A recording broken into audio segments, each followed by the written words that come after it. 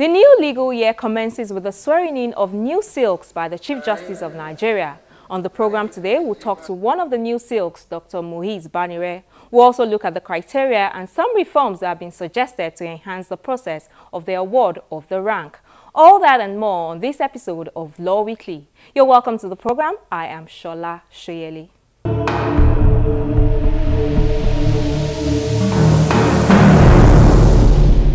The week began on an interesting note with the arraignment of the Senate President on charges of false declaration of assets.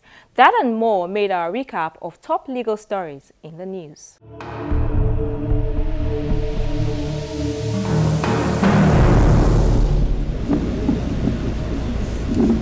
We begin with the report that the trial of the Senate President, Bukola Saraki, has been adjourned to the 21st of October by the Code of Conduct Tribunal sitting in Abuja.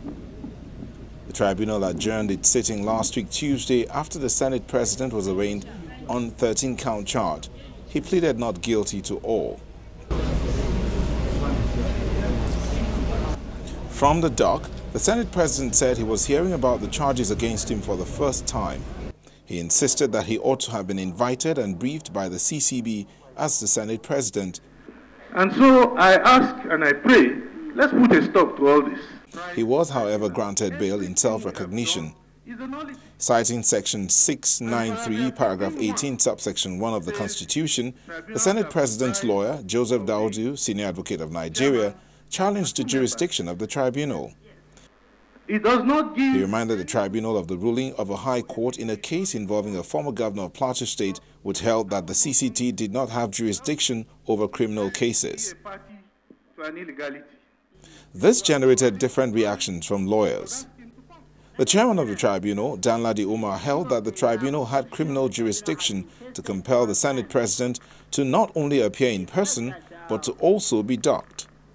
A former president of the Nigerian Bar Association, Olisa Agbakoba, has however asked the CJN to clarify the powers of the CCT.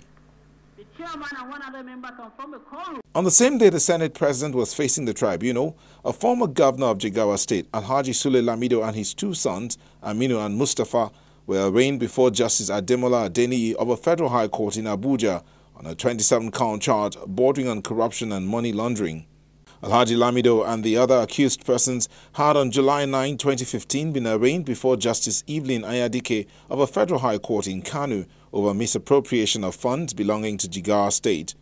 Their case was later transferred to the Federal High Court, Abuja. The accused persons have all pleaded not guilty to the charges, and the case has been adjourned till October 21 for trial.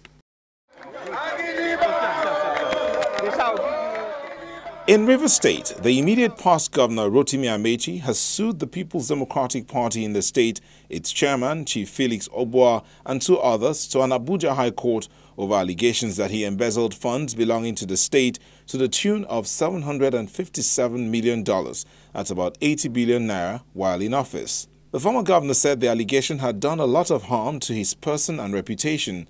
He is therefore suing for libel and demanding 300 billion naira as damages. In his statement of claims before the court, Mr. Amechi insisted that he did not steal the sum of 80 billion naira belonging to the state, neither did he stash any money in Backup Bank in the US or Switzerland.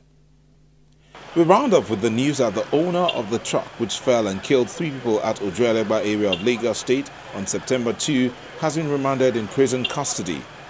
Mr. Akilani Adesonya was remanded alongside the driver of the truck, Wasiu Adeleke. A 31-year-old truck driver was arraigned before the court on an 11-count charge bordering on gross negligence, reckless driving and disregard for human life.